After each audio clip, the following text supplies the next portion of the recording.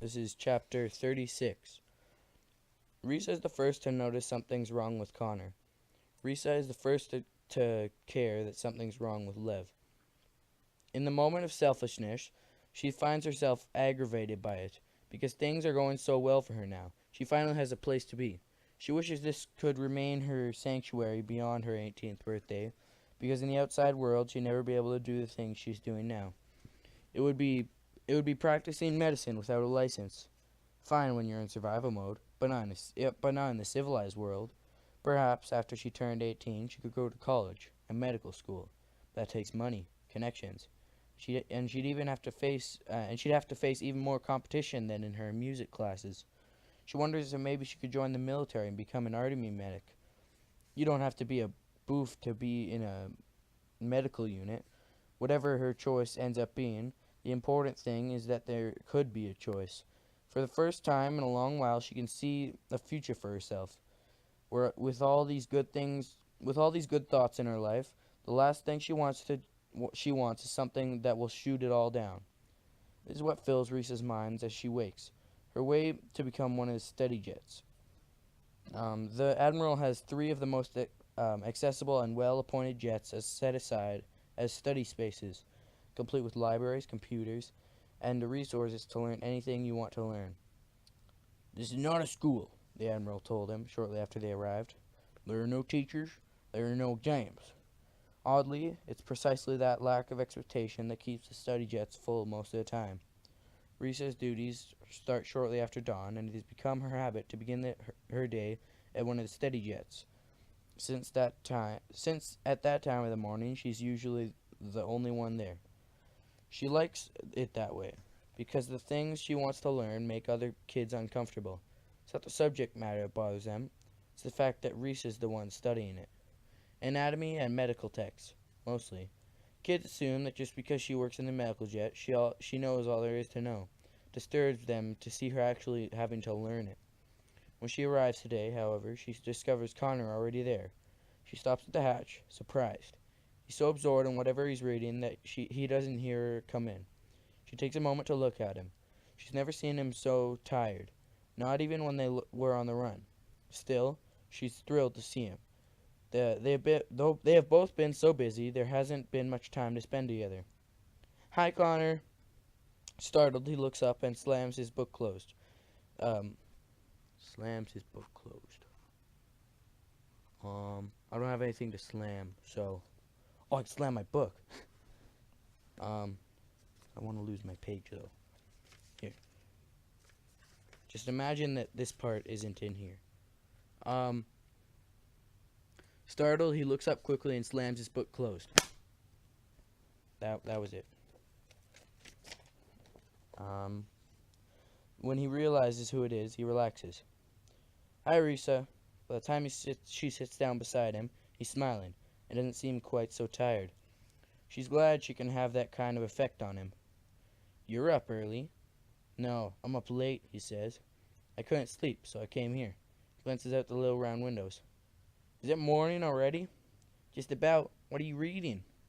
Tries to push it out of view, but it's too late for that. He has two books out. The bottom volume is a book on engineering. That's no surprise, considering the interest he's taken in the way things work. It's the book on top, the one his nose was in when she arrived. That catches her by surprise, almost making her laugh. Criminology for morons? Yeah, well, everyone needs a hobby. She tries to take a long look into him, but he looks away. There's something wrong, isn't there? She asks. I don't need to read Connor for morons to know that you're in some kind of trouble. He looks everywhere but into her eyes. It isn't trouble. At least not for me. Maybe in some ways. I don't know. Want to talk about it? That, says Connor, is the last thing I want to do. He takes a deep breath and shifts in his chair. Don't worry. Everything will be fine. You don't sound so too sure. He looks at Risa, then looks at the hatch, making sure they're still alone. Then he leans in close to her and says, Now that the Goldens are no longer around, the Admiral's going to be looking for replacements.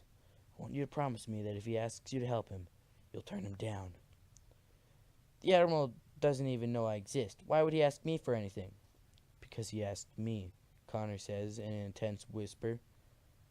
And I think he asked Emby, too. Emby? All I'm saying is, I don't want you to be a target.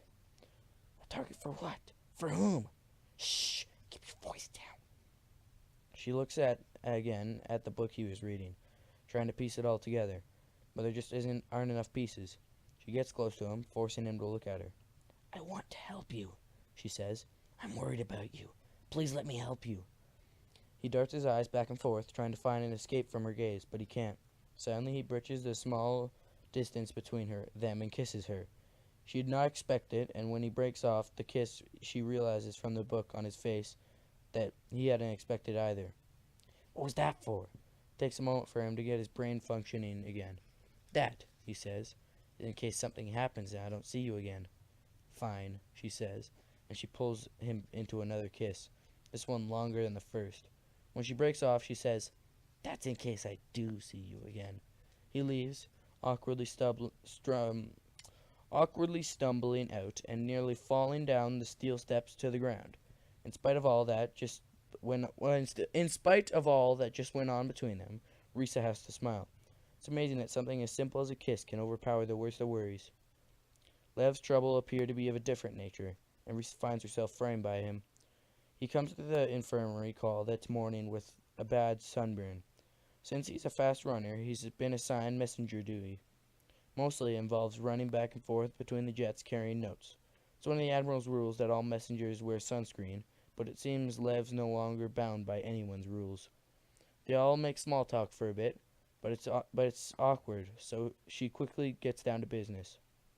Well, now that your hair is longer, at least your forehead and neck seem to have spared. Take off your shirt. I keep my shirt on most of the time, he says. Let's have a look anyway. Reluctantly, he removes his shirt. He's burned there as well, but not as badly on his arms and cheeks. What catches her attention, however, is a welt on his back from the faint shape of a hand. She bruises her fingers across it. Who did this to you? She asks. Nobody, he says, grabbing the shirt back from him and slipping it on. Just some guy. Is it someone on your team giving you trouble?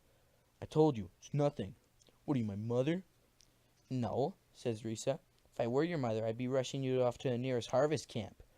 She means it as a joke, but Lev doesn't find it funny. Just give me something to put on the burns. There's a dreadness in his voice that's haunting. She goes to the cabinet and finds a tube of aloe cream, but she doesn't hand it to him just yet. I miss the old Lev, she says. That makes him look at her. No offense, but you didn't even know me. Maybe not, but at least back then I wanted to. And you don't want to anymore? I don't know, says Risa. The kid that I'm looking at now is a little too creeper for my taste. She can tell that gets to him. She doesn't know why it should, because she seems proud of his creep factor. It's old Lev. The old Lev, he says. Tricked you into trusting him. Then turned you into the police the first chance he got. And the new Lev wouldn't do that? He thinks about it, then says, the new Lev has better things to do. She puts the tube of burnt cream in his hand. Yeah, well, if you see the old one, the one who always thought God and his purpose and stuff, tell him we want it back. There's an uneasy silence as he looks down at the tube in his hand. For a moment she thinks he might say something that brings a hint of the other kid back into the room, but all he says is, how often do I put this back on? Or, how often do I put this on? There's a work call the following day. Risa hates them, because she knows there isn't going to be anything for her, but everyone must attend work call. Today the gathering isn't run by an unwind. It's run by Clever. Apparently he's temporarily taken over the job, since no one's been found at full to fulfill Amp's duties. Risa doesn't like him. He's got an unpleasant, slimy look about him. There are only a few calls for work today. Someone wants a plumber's assistant in some godforsaken town named Beaver's Breath.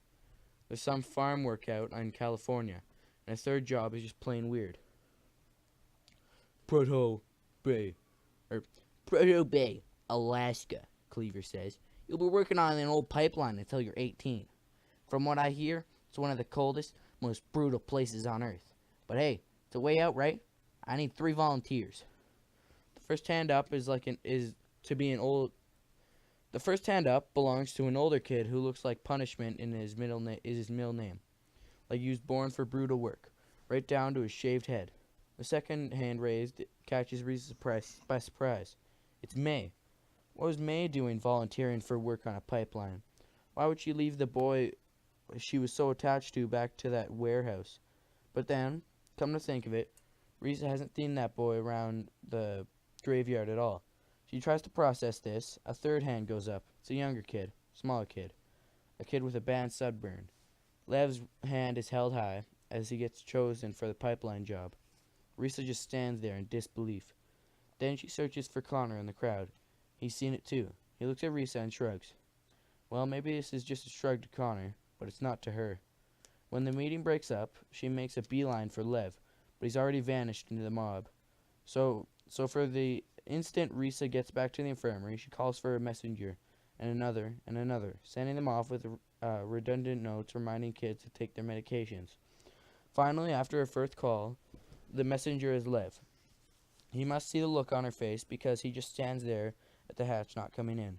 One of the other medics is there, so Risa glares at Lev, pointing toward the back.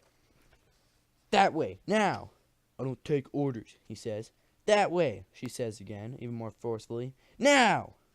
Apparently he does take orders after all, because he steps in and marches toward the back of the plane. Once they reach the storage room at the back, she closes the bulkhead door behind him and lays into him. What the hell are you thinking? His face is steel. It's the door of a safe she can't get into.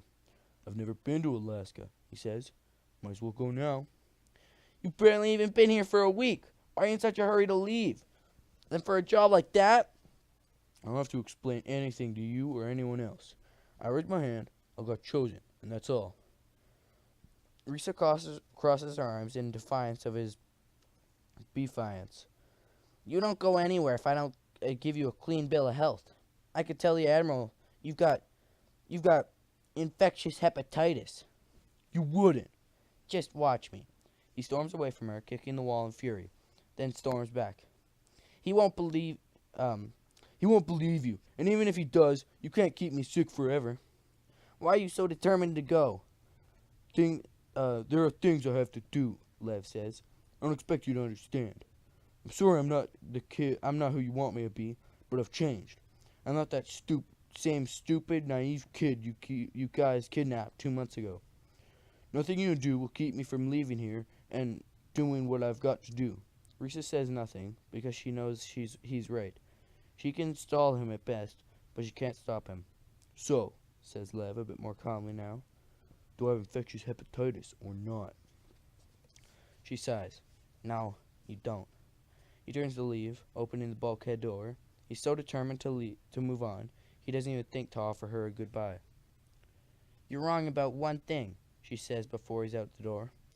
You're just as naive as you were before, and maybe twice as stupid. Then he's gone. That same afternoon, an unmarked white van comes to take him. May and the flesh head away. Once again, Risa thinks she'll never see Lev again. Once again, she'll be wrong. That was chapter 36, and Lev is gone again, and he just got back. So...